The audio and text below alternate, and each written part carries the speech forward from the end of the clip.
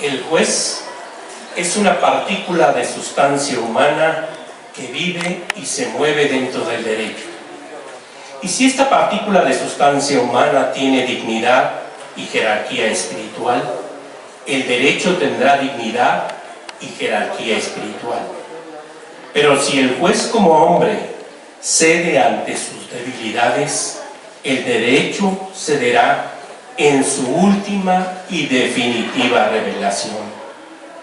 De la dignidad del juez depende la dignidad del derecho. El derecho valdrá en un país y en un momento histórico determinado lo que valgan los jueces como hombres. El día en que los jueces tengan miedo, ningún ciudadano podrá dormir tranquilo. El día en que los jueces tengan miedo, ningún ciudadano podrá dormir tranquilo. Eduardo J. Couture.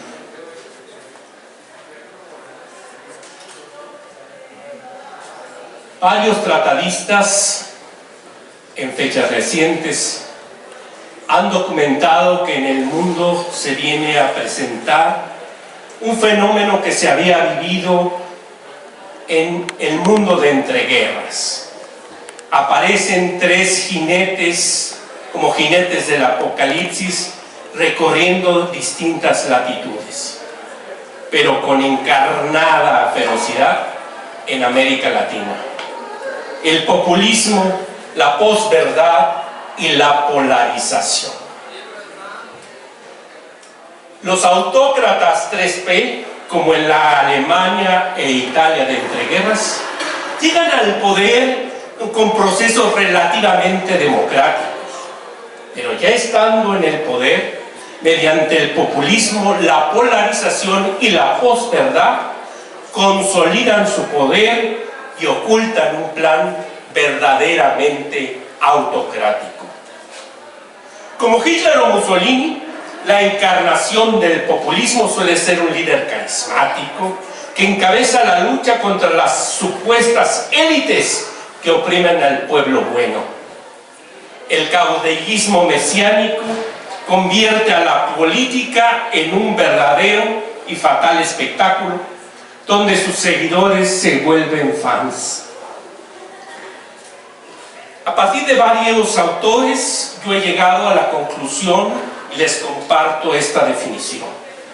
El populismo es una forma de ejercer el poder en el que se juega con las frustraciones, complejos, ilusiones, pasiones e ideales de las personas para prometer lo imposible, aprovechándose de la miseria de la gente, dejando absolutamente afuera el pensamiento crítico, la razón, la lógica en la toma de decisiones. Se manipula descaradamente con el hambre y la pobreza de la gente para imponer una dictadura. ¿Qué características tiene este populismo y particularmente el populismo en América Latina? El culto a la personalidad, como en la Alemania de Adolfo Hitler o en la Italia del teatral Mussolini, es esa figura mesiánica la que hace girar alrededor de él toda la vida de una nación. Se usa estratégicamente y de manera abusiva la propaganda, los medios masivos de comunicación y ahora las redes sociales. La presencia de ese líder carismático es omnipresente en la opinión pública. En esta lámina tenemos a José Goebbels, que era el genio de la propaganda de Adolfo Hitler, que podía hacer convertir lo negro en blanco y lo blanco en negro. Justificó antes del inicio de la Segunda Guerra Mundial toda la expansión que tuvo la Alemania nazi. El poder que se tiene con este uso estratégico y abusivo de la propaganda se magnifica en el siglo XXI con el uso de las redes sociales y el internet. Una característica que es patente en los líderes populistas y particularmente en América Latina es el desprecio por la Constitución y las leyes, así como sus guardianes, la oposición, la sociedad civil organizada, los medios de comunicación independientes o críticos. Hay un continuo hostigamiento y desprecio por la Constitución y las leyes. El clientelismo electoral, donde los derechos de los ciudadanos no es lo importante es que están siendo sustituidas por dádivas. El desprecio a los expertos, porque los expertos en cualquier rama de la ciencia pertenecen a la élite intelectual, y eso puede poner en entredicho la visión de ese líder mesiánico populista. Por eso cualquier rama de la ciencia es despreciada. Desde luego, pues, las consecuencias se ven con el tiempo, ¿verdad? El populismo vive en un mundo de fe e instinto, no de datos y de ciencia. Lo importante es lo que se siente, no los datos duros. Y hay una distracción permanente manejada a través del uso de la propaganda y de las redes sociales, una distracción permanente de los verdaderos problemas nacionales. Podrá haber muchos problemas en materia de seguridad pública, de economía, de salud, pero siempre sale un nuevo discurso, una nueva narrativa que vuelve al pasado y reivindicar algunas cuestiones añejas de pasado colonial o de pasado prehispánico, que sirve como un distractor de los verdaderos problemas nacionales. Ojo, en América Latina la militarización y la paramilitarización. Las Fuerzas Armadas son utilizadas para labores que constitucionalmente no les corresponden, de forma abusiva y de forma corrupta, porque las funciones de las Fuerzas Armadas están previstas en las constituciones respectivas. En América Latina ha sido constante los nexos de los líderes populistas con el crimen organizado. El crimen organizado se convierte en un brazo ejecutor de los designios del líder populista. Y lo más grave y que debe preocuparnos más a los juristas, la deconstrucción institucional. Todas las instituciones capaces de contener y controlar la voluntad desenfrenada del líder populista son objeto de desconfianza y a veces de ataques descarados y intentos permanentes de desautorizar a estas instituciones que son contrapesos democráticos. La intención es clara del autócrata de concentrar el poder para sí y para sus sucesores. Y este fenómeno, si bien se ha acentuado en América Latina, pues tiene antecedentes y rasgos comunes. Yo siempre he dicho que hay un manual del populista, y ese manual del populista se sigue en Hungría con Viktor Orbán, los Kaczynski en Polonia, Putin en Rusia, Erdogan en Turquía, desde luego los maestros en América Latina, Chávez y Maduro en Venezuela, Correa en Ecuador, Evo Morales en Bolivia, Daniel Ortega en Nicaragua, Nayib Bukele en El Salvador y Donald Trump en Estados Unidos. Entonces esa idea que hay de que es el socialismo del siglo XXI, no, también hay populistas aparentemente de derechas, ¿verdad? Como el caso de Bukele o de Donald Trump. Y ahí viene lo que yo veo como una diferencia de lo que manejan otros tratadistas, de que el populismo no está casado con las ideologías anteriores al siglo XX. Esa diferencia que nos viene de la Guerra Fría entre izquierda y derecha no sirve para identificar a los líderes populistas. Es el pragmatismo político extremo, lo que se utiliza, por ejemplo, con un discurso de que hay que atender al pueblo y que primero los pobres, pero enriqueces a la élite económica del país.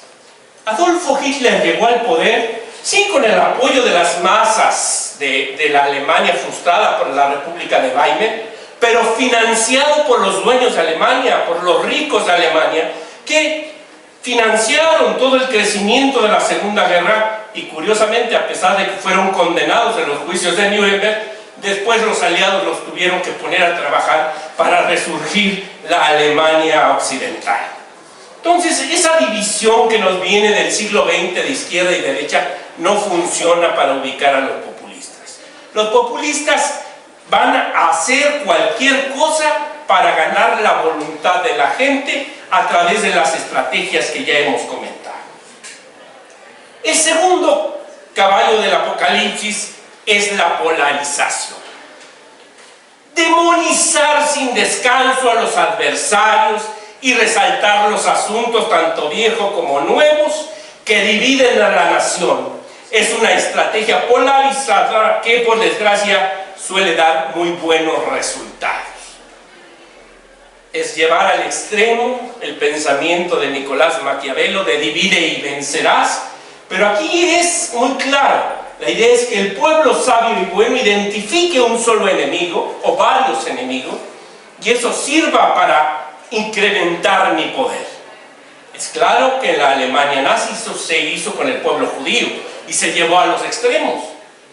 Yo digo que al rato a todos los jueces de este país nos van a poner igual, con todo el respeto a la comunidad judía, una estrella de Israel amarilla para que por las calles estemos trabajando con esa polarización que está llevándose a cabo. Los marxistas dicen que este es un método que se llama de agudizar las contradicciones.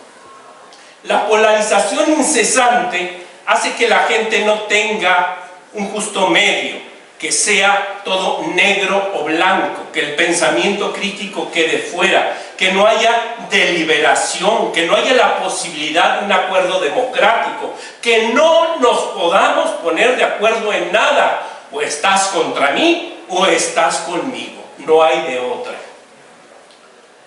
Y lo más grave, el mundo de los otros datos, la posverdad. El principal objetivo de la posverdad no es que se acepten las mentiras como verdaderas, aunque se dan mentiras todos los días, sino que se enturbian las aguas de forma tal que ya no sabe uno dónde quedó la bolita. Y solo esas élites intelectuales que van a los datos duros, que buscan estadísticas, que son las que pueden decir, oye, esto es una mentira, esto que se está diciendo es una mentira. Pero ya en la opinión pública creció la narrativa del líder populista. El populismo, la posverdad y la polarización pretenden debilitar abiertamente o anular los acuerdos políticos y axiológicos que sustentan la democracia, que están recogidos en la Constitución. Y aquí venimos precisamente a reflexionar de la importancia de la independencia judicial, del Estado constitucional y democrático de derecho, y desde luego ese nexo que existe entre este contexto de populismo, posverdad y polarización frente al México que estamos viviendo ahora. En una escuela de derecho tenemos que entender que una constitución no nace por generación espontánea, que una constitución como la Constitución Mexicana del 5 de febrero de 1917 es producto de la sangre y de los esfuerzos de muchas mexicanas y de muchos mexicanos, que para que lleguen a los artículos de la Constitución fue necesario 1 millón de muertos de la Revolución Mexicana de 1910.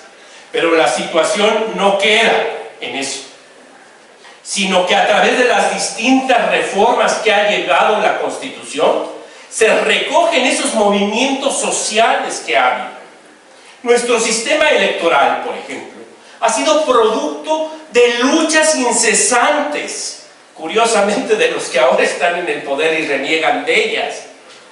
Esos grupos sociales con muchos muertos han llevado sus reclamos a la Constitución.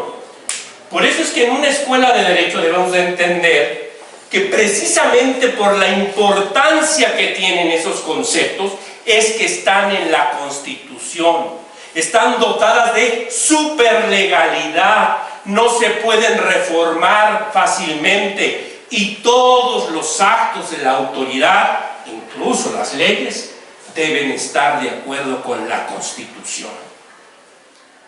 Y así como en el caso de México, la Constitución del 5 de febrero de 1917 no es producto de la generación espontánea, también tenemos que pensar que para llegar a ese pensamiento constitucional, en la historia mundial tuvieron que pasar muchas cosas. Desde la Declaración Universal de los Derechos del Hombre y del Ciudadano, aprobada por la Asamblea Nacional Constituyente Francesa del 26 de agosto de 1789, se decía muy claramente que una sociedad en la que no esté establecida la garantía de los derechos ni determinada la separación de poderes, carece de constitución. Después de cortarle la cabeza a Luis XVI, los representantes del pueblo francés reunidos en la Asamblea Nacional llegaron a esta conclusión de que una constitución debe dar garantías a los derechos del hombre, pero además establecer la separación de poderes. Esto fue producto de los pensamientos de Locke, de Montesquieu, de Rousseau, pero también de los griegos, del pensamiento cristiano, de una evolución mundial muy importante. Por eso, cuando hablamos de la Constitución, tenemos que hablar con respeto de la Constitución. Porque no solo porque hay la sangre del pueblo que ha llevado a los preceptos de la Constitución sus aspiraciones, sino porque también recoge una acción civilizadora de la humanidad. Si no, sería la ley de la selva. La idea es precisamente que en la Constitución esté lo más valioso de una sociedad. Dice don Gustavo Zagrebelsky, la Constitución es la única forma posible en la actualidad de restaurar la vertiente material del derecho, la que tiene que ver con su justicia. Ahora vivimos lo que algunos tratadistas dicen en el neoconstitucionalismo. Lo cierto es que la Constitución dejó de ser un conjunto de buenos deseos a ser una norma fundamental, pero a una norma que se cumple y que tiene guardianes. Y desde luego, a los tiranos, a los antidemócratas, pues eso no les gusta. Que alguien les diga, oye, la Constitución dice esto y tienes que cumplirlo. Esa es la importancia de una Constitución. Pero hagamos un repaso muy sencillito, rápido, de lo que algunos tratadistas llaman las decisiones políticas fundamentales de la Constitución mexicana del 5 de febrero de 1917.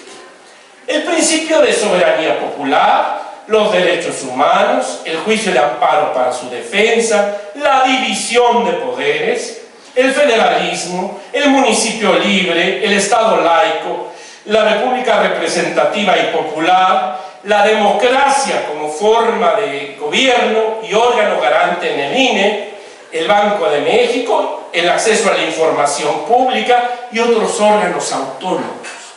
Esta es la ontología, el ser de la Constitución mexicana. Y ya vemos que estas decisiones políticas fundamentales, insisto, no nacieron por generación espontánea. Producto de la sangre y sudor del pueblo. Producto de una evolución civilizadora, en gran parte por el pensamiento de grandes hombres, pero también de luchas sociales muy importantes.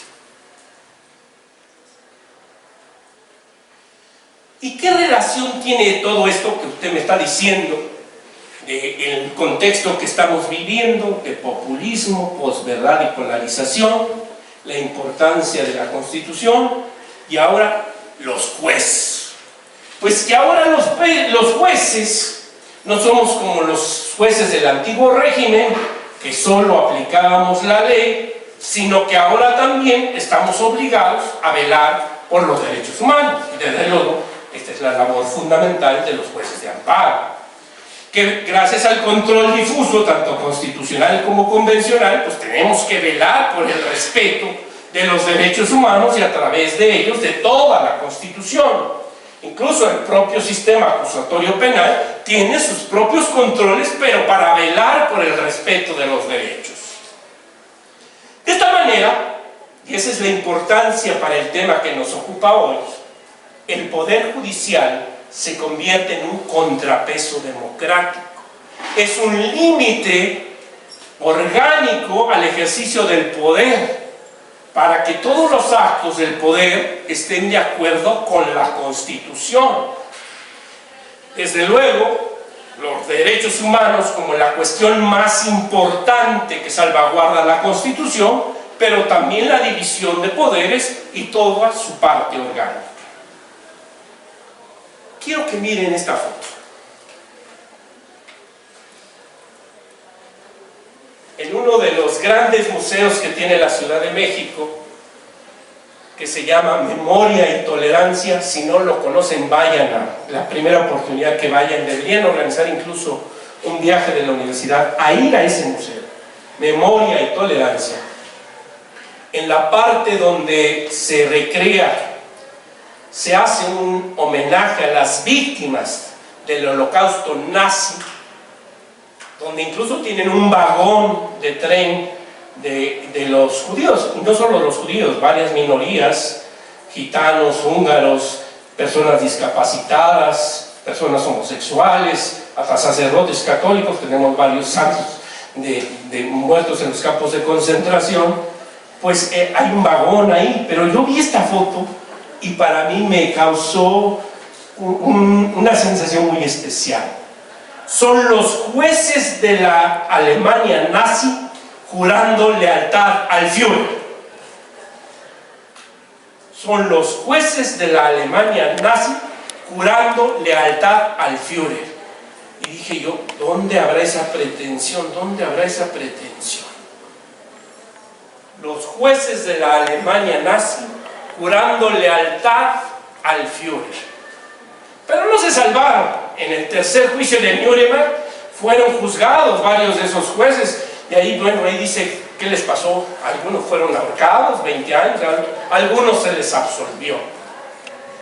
Creo que esa es la pretensión de los líderes populistas, que tengamos jueces que juremos lealtad al Führer. Oye, pero existe el derecho humano a la propiedad, existe el derecho humano al debido. No, tú juraste lealtad al Führer. De ahí surge la importancia de la independencia judicial. La independencia judicial como parámetro, como cobertura de las personas juzgadoras frente a esos intentos de que los jueces le juremos lealtad al Führer. Se vincula, dice el relator de las Naciones Unidas para la Independencia de los Magistrados y Jueces, se vincula con la ausencia de injerencias, presiones o amenazas. Para velar por ella, las personas juzgadoras no deben ser objeto de ninguna de ellas que pueda afectar la imparcialidad de sus fallos y decisiones.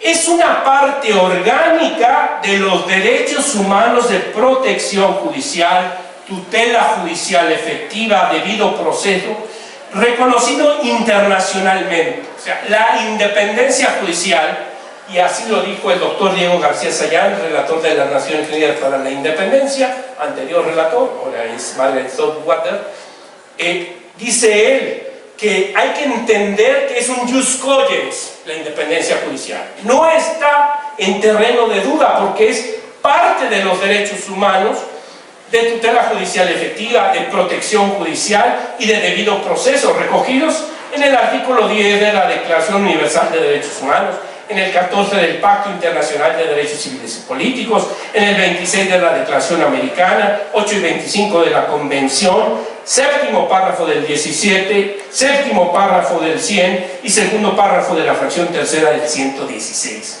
La independencia judicial es derecho positivo mexicano, de la máxima jerarquía normativa, porque es parte orgánica de estos importantísimos derechos humanos. Y hay que entender que la independencia judicial no es una prerrogativa ni un privilegio que se le reconozca en beneficio de los jueces. La independencia judicial y sus garantías está hecha para garantizar a todas y todos que tengan acceso a un juicio imparcial.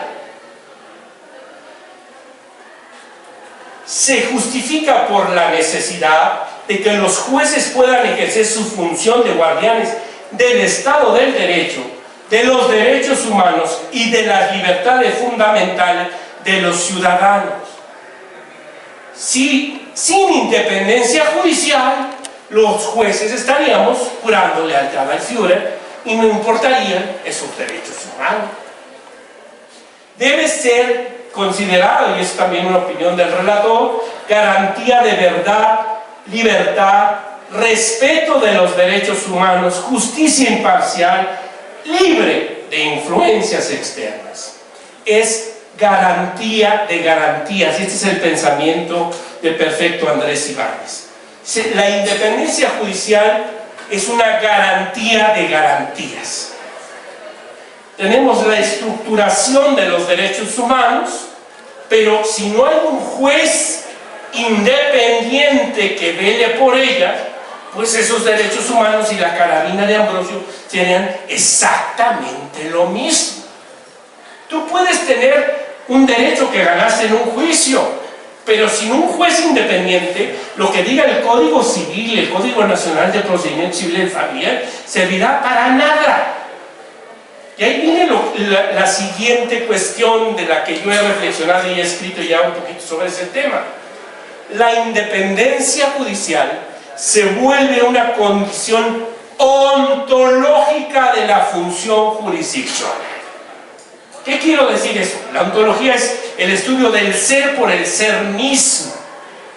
Si no eres un juez independiente, como dice el ministro Luis María Aguilar, eres un mandadero de alguien, eres un grillo, eres un patiño, dice él, pero no eres juez. Para ser juez tienes que ser independiente, ejercer tu función como un científico en un laboratorio, sin influencias externas. Es la condición, y ese es el pensamiento perfecto de Andrés Ibáñez, que dice, es la condición de posibilidad para asegurar la ajeneidad del juez, o sea, ajeno el juez, su carácter de tercero en discordia, por eso así se llama su libro, Tercero en Discordia, al dirimir una controversia y aplicar la ley al caso concreto, creando la norma jurídica individualizada.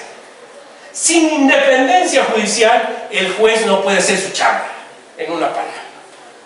Será el mandadero de alguien, el grillo de alguien, el mandadero de alguien, pero no será un juez. Es su condición ontológica, esa condición de posibilidad.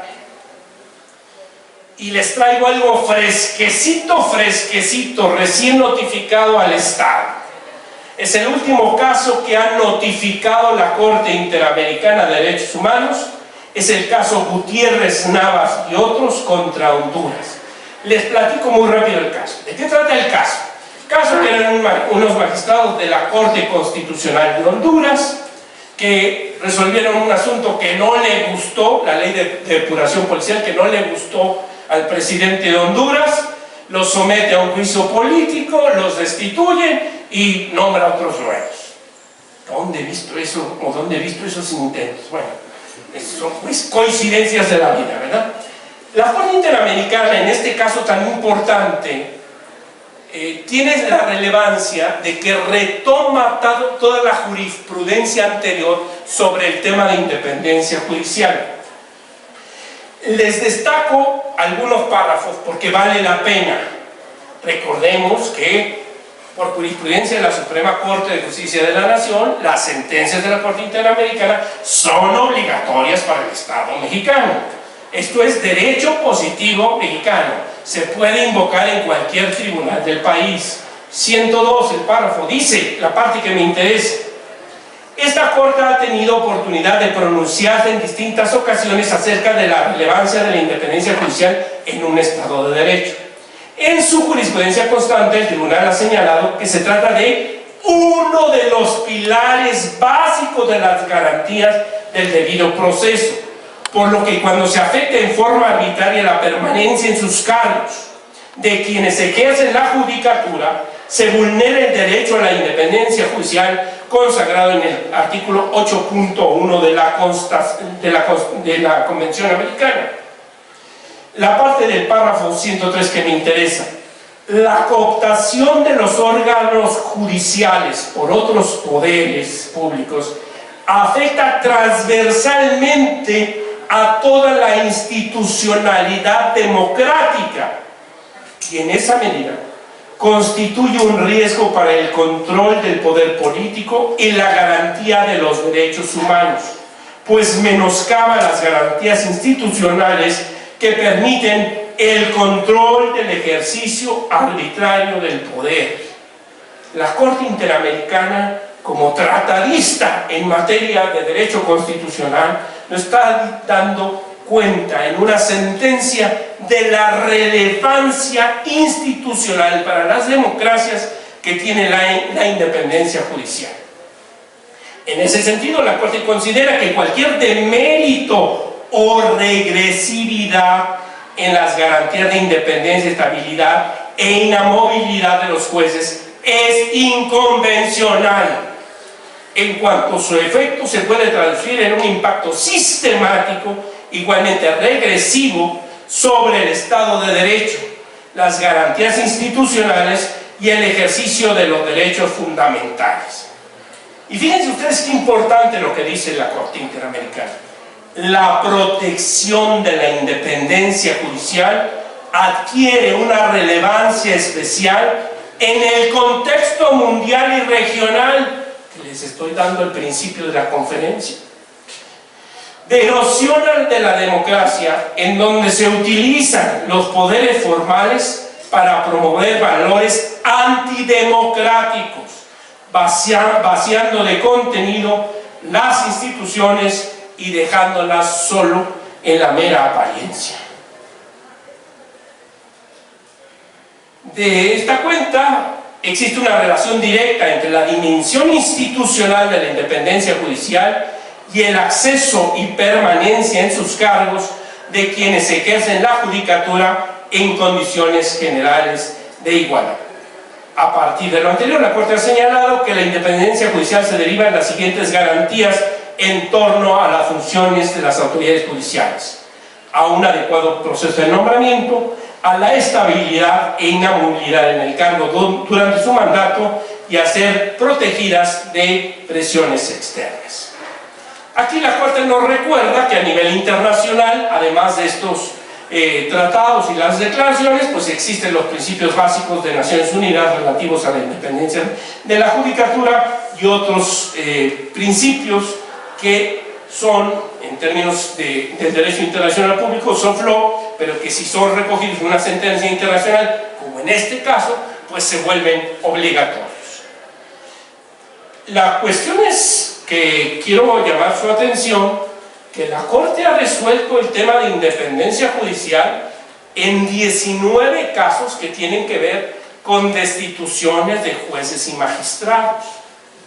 Entonces, no es casual que en América Latina, pues esto ya es una epidemia, ¿no? 19 casos que llegan a la Corte Interamericana, y bueno, pues hay casos muy relevantes como el primero, el Tribunal Constitucional contra Perú, el caso Reverón Trujillo contra Venezuela, el caso de la Corte Suprema de Justicia contra Ecuador, el caso del Tribunal Constitucional contra Ecuador, y otros casos que son importantes, como el caso Rico contra Argentina, el caso Urrutia-Labró, que tiene que ver con la libertad de expresión de los jueces, Cordero Beltrán, Aguinaga Aguiló contra Ecuador, y fíjense ustedes que en el voto concurrente que hace mi querido amigo Eduardo Ferrer Magrego en esta sentencia, destaca el caso Ríos Ábalos contra Paraguay, porque la justificación de destitución de los magistrados que llegan finalmente como actores ante la Corte Interamericana se justificó por el presidente de ese momento,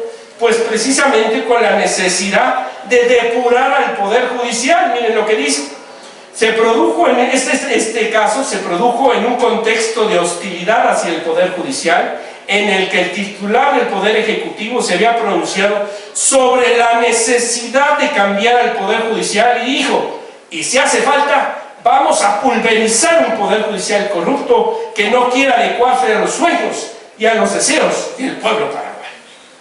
Híjole, ¿dónde he visto esto? ¿Dónde he oído esa narrativa? Y hablando en serio, después de este recorrido, viene una definición de independencia judicial de mi ronco pecho.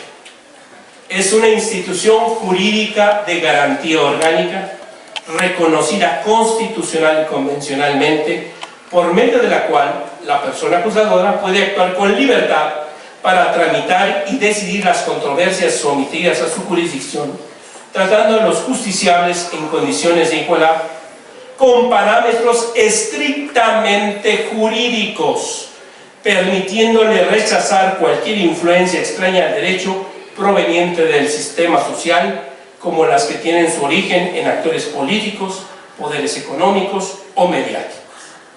Creo que esta definición recoge la importancia y lo que contiene la independencia judicial. Lógicamente, es un valor incómodo por ser tendencialmente contramayoritario.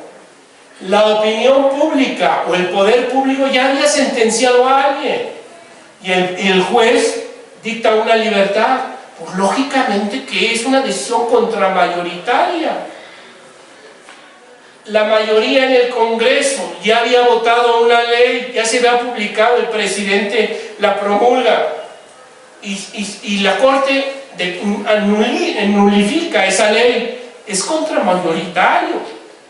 Por eso es que constitucionalmente está prevista para garantizar esos espacios de autonomía en los que tiene lugar, pues, precisamente los derechos fundamentales. Sin independencia judicial, pues, ¿cómo se pueden garantizar los derechos fundamentales?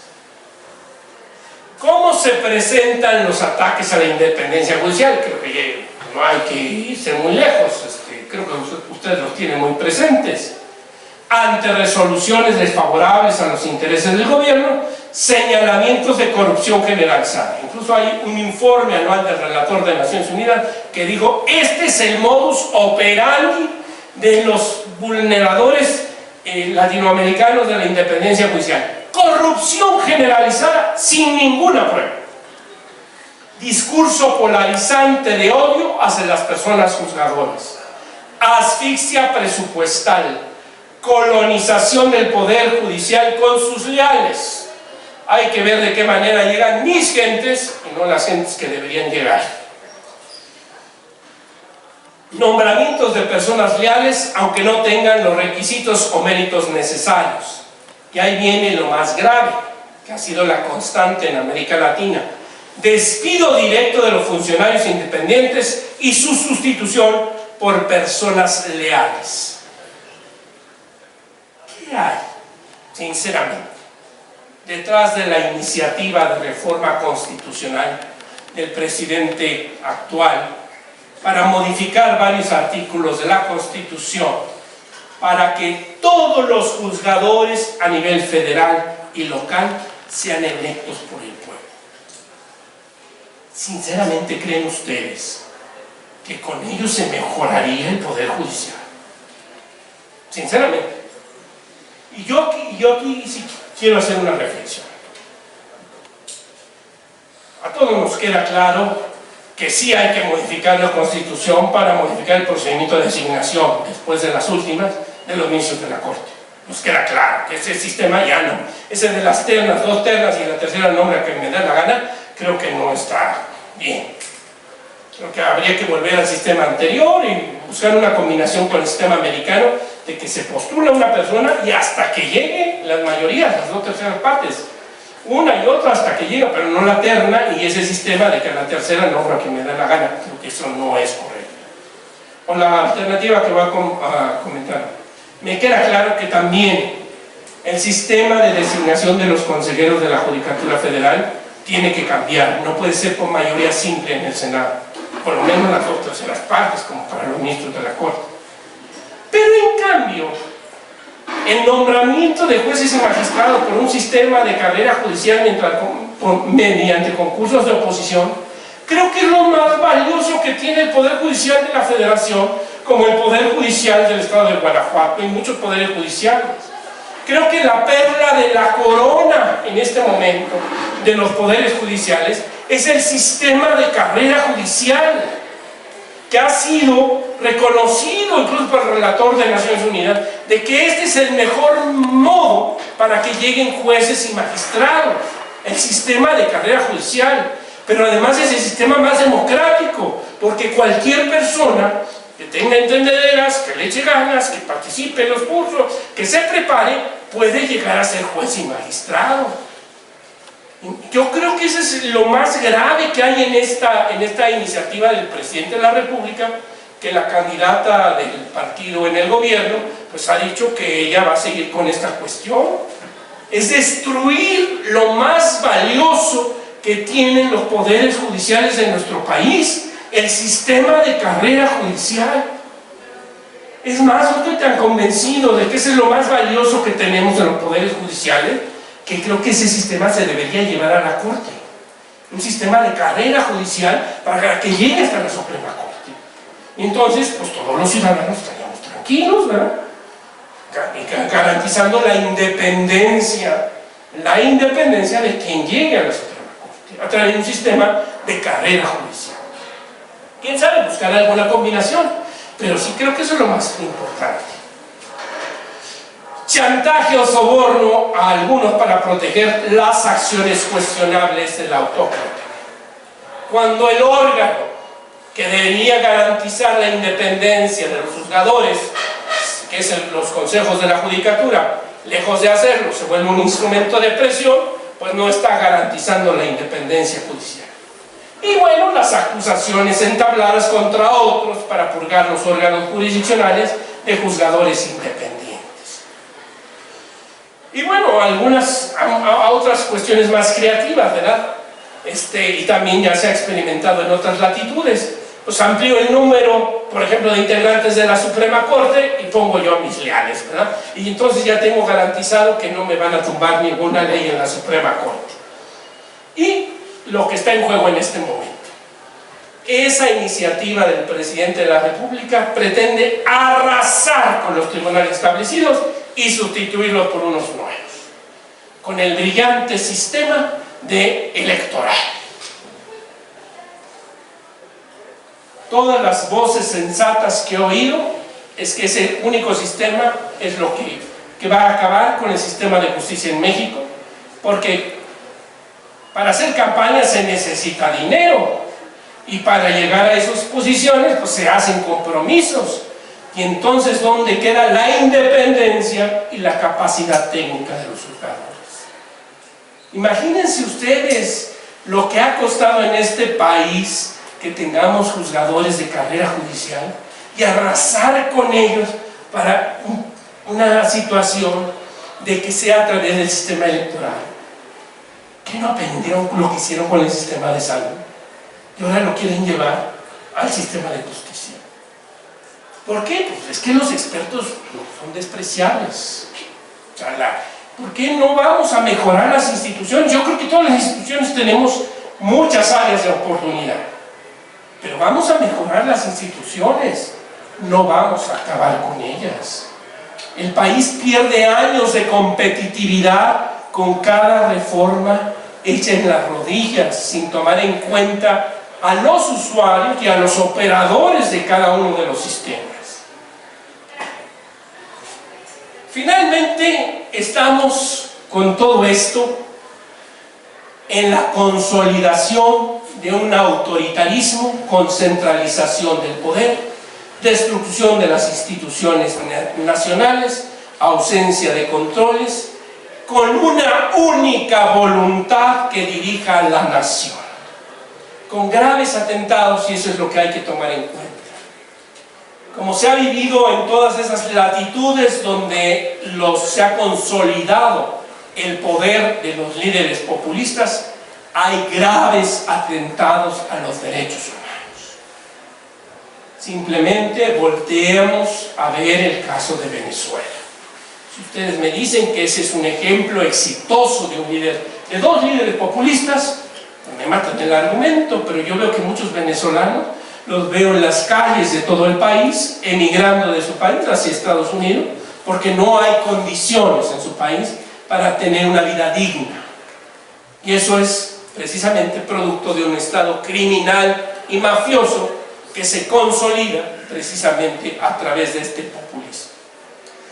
Preparando esta charla me encontré esta frase y curiosamente es de un militar venezolano que colaboró con Simón Bolívar en la independencia de Venezuela. La tiranía no puede reinar sino sobre la ignorancia de los pueblos. Yo me siento muy complacido de que estén ustedes aquí en esta conferencia, teniéndome paciencia, pero creo que oigan otras voces, fomenten otras visiones de lo que está pasando, pues creo que los va a hacer reflexionar si lo que queremos es una tiranía para nuestro país o consolidar un Estado constitucional y democrático de derecho. Y voy a esto, y que creo que es muy importante decirlo en una escuela de derecho. Sin independencia judicial, todo lo que han estudiado ustedes, todo lo que puedan plantear en un juicio, pues no sirve para nada. Porque como dice la frase de Couture, cuando finalmente llegan ustedes a un juzgado y el juez no resuelva la controversia en condiciones de igualdad, con parámetros estrictamente jurídicos, sino por la línea que le marquen de algún lado, pues ¿para qué estudian derecho? Mejor dedíquense a otra cosa. Entonces, si no hay independencia judicial, el derecho no sirve para nada. Porque si cuando vayan ustedes a un tribunal, después de todo, el juez no va a resolver conforme a derecho, pues no sé, ¿qué están haciendo ustedes en esta escuela?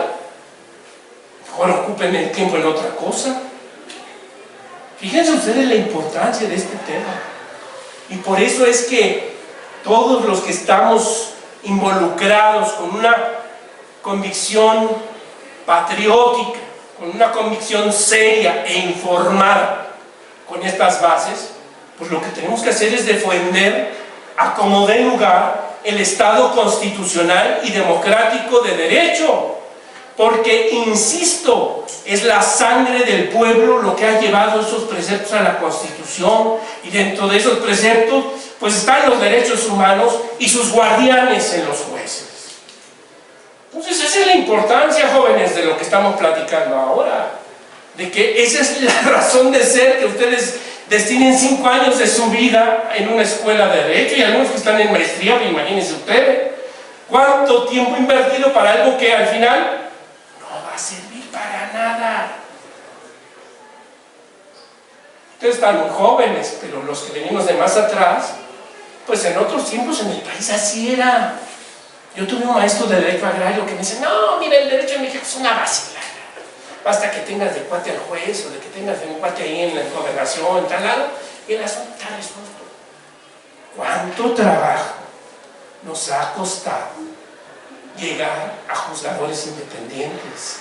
¿Y cómo? Con el sistema de carrera judicial, con todos los controles profesionales que hay, con el sistema de vigilancia, con el sistema de disciplina. Claro, ¿se puede consolidar eso? Sí, claro, se puede consolidar, y creo que tenemos que apretar todavía más por ahí, pero es el sistema de carrera judicial.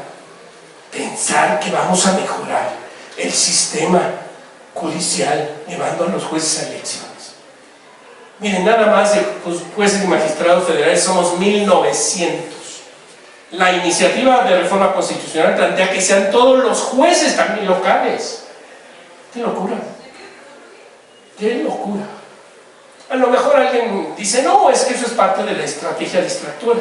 No, cuando la candidata del partido en el gobierno dice que va a respaldar eso, incluso hasta el exministro presidente Saldívar dice: no, la carrera judicial no, la carrera judicial no. Pues no, pues ahí lo que importa es la ideología y la disciplina, ¿no? Qué grave, qué grave. Y aquí viene una reflexión del momento que estamos viviendo. ¿Qué podemos hacer contra esta tendencia autoritaria, populista de posverdad y polarización? Firmeza. No hay que creerles, no ser ingenuos. A mí me ha costado particularmente con mis hijos y con sus amigos convencerlos del momento crítico que estamos viviendo. Dice, ay no va a pasar lo mismo que en Venezuela. Pues están todas las alertas y el manual del populista se ha aplicado rigurosamente. Entonces, no ser ingenuos. Información pedagógica e informada. Jóvenes, infórmense, lean columnas, pueden leer La Jornada y otros periódicos para tener las dos visiones, pero infórmense. Vayan a datos duros, no al mundo de los otros datos. Todavía el INEGI puede publicar sus cifras reales. Esos son los datos que hay que seguir. Columnistas de todos los colores, formar un criterio. Y desde luego, bueno, esto transmitirlo de forma pedagógica e informada. Explicar, claro, con serenidad y legalidad, con todos bolitas y palitos, como lo estoy haciendo ahorita en esta plática, pues de los riesgos que hay, si no se tiene en cuenta el momento que estamos viviendo. La sociedad debe estar atenta, receptiva, tomar el protagonismo que le corresponde en defensa de sus derechos, sus libertades y la democracia. No caer en la polarización, o sea, esa gente que se refiere a los seguidores del partido en el gobierno de alguna manera, pues creo que lo único que está haciendo es caer en el otro extremo. Los que pensamos que la democracia es la mejor forma de vida, primero que nada somos tolerantes, deliberados, argumentamos, llegamos a una conclusión, pero hay un ejercicio de deliberación, no de imposición. Esa es la diferencia. Y sí creo, esta plática con algunas modificaciones la he dado en varias organizaciones y empresariales, en el Club Rotario de Guanajuato, etcétera, pero sí creo que nos falta una sociedad civil organizada. Entonces, como estudiantes tienen un gran poder, pueden llevar las cosas para que la sociedad se informe, tome en cuenta todo esto que estamos viendo, el riesgo que está viviendo actualmente en nuestro país. No doblegarse, desde luego, no creerle a las encuestas, desde luego, yo creo que eso es lo más importante, pensar que, desde luego, podemos cambiar las cosas. Las redes sociales tienen un gran poder. Si ustedes comparten un video, un documento con cuestiones importantes, trascendentes, creo que están abonando a esto, a una sociedad informada, a que podamos tomar una decisión el 2 de junio plenamente informada, sin ningún sesgo. No normalizar las desviaciones al Estado constitucional y democrático de derecho. Creo que hemos ya normalizado la violencia en este país. Ya casi 180,000 muertos, un número de desaparecidos que quisieron desaparecer a los desaparecidos, pero andan en 120,000. El drama de las madres buscadoras, el drama de una estación migratoria que se incendia y se queman adentro las personas migrantes. ¿Cuántos dramas de la extorsión, de la inseguridad en las carreteras? Ya es parte del paisaje. Jóvenes, hay más muertos en México que en Ucrania. Creo que ahí vamos con la franja de Gaza. Entonces, creo que hay que tener mucho cuidado con lo que estamos viviendo en nuestro país. Y sí creo que además del 2 de julio, debemos demandar el respeto al Estado constitucional y democrático de derecho. Los jueces y magistrados federales, los sindicatos del Poder Judicial de la Federación, creo que han dado muestra de que no nos vamos a doblegar. Nosotros hemos llegado ya hasta el Comité de Derechos Humanos de la Organización de las Naciones Unidas. varias veces con el relator de las Naciones Unidas. Tiene claramente el expediente de lo que está pasando en México. Hemos agotado todas las instancias. El sindicato ha hecho lo propio, se han hecho las marchas. Creo que eso es lo más importante, que la sociedad no se deje vencer y que defienda su Estado constitucional y democrático de derecho. Y aquí sí creo que es importante solidarizarnos, como lo ha hecho la Barra Mexicana, Colegio de Abogados, la Asociación Nacional de Abogados de Empresas, el Colegio de la Abogacía Mexicana, de rechazar a cualquier ataque a la independencia judicial y al Estado constitucional de derecho. Cuando ustedes ven las sentencias de la Corte Interamericana, verán qué importancia tienen las publicaciones que tienen en los periódicos, lo que pasó, las marchas, eso va documentando el contexto de violaciones que finalmente llegan a una sentencia de la Corte Interamericana. Y sí, jóvenes, estamos a la puerta de una elección, la elección más importante en la historia de nuestro país. Por eso creo que tenemos que apoyar a los candidatos que hagan serio su compromiso en respaldo del Estado constitucional y democrático de derecho. Ustedes hagan el ejercicio deliberativo, yo no les puedo decir por qué van a votar. Ustedes deliberen sensatamente, argumenten, pero apoyen a esos candidatos. Hay que votar. Hay una tendencia entre los jóvenes de que no pasa nada, ya la elección ya está decidida. No, jóvenes, hay que votar y votar bien, y hay que promover el voto. Creo que si ustedes salen a votar, ustedes pueden ser la diferencia. En el padrón electoral son 30 millones de votos de los jóvenes. Ustedes tienen el destino de este país en sus manos. Ustedes sabrán qué hacen. Nosotros nos quedan 20, 25 años de vida. A ustedes les quedan más. Ustedes van a sufrir o a disfrutar el país que en esta elección decidan. Y sí creo, yo soy de los convencidos de esto. El próximo 2 de junio se aplicará a nivel nacional un examen de inteligencia. Esperemos pasarlo satisfactoriamente. La independencia solo se defiende ejerciéndola.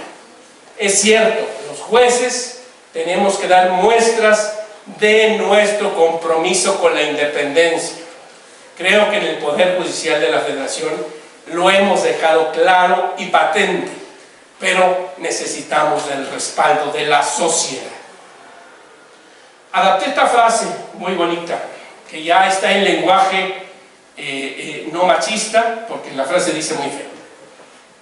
Guatil, rey de Granada, finalmente pierde frente a los reyes católicos en la guerra de Reconquista, y su mamá le va a reclamar y le dice: no llores como débil, ella le dijo otra cosa, por lo que no pudiste defender como valiente. Entonces sí creo que no decir, ay, es que es tu país, tenemos la gran oportunidad de cambiar las cosas. No nos quejemos después.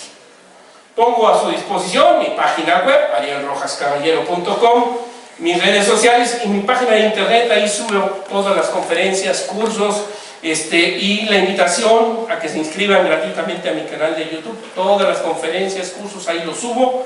Derechos humanos, ética judicial, independencia judicial, todo está ahí. Y termino con esta frase de Lord Acton: el poder tiende a corromper y el poder absoluto corrompe absolutamente.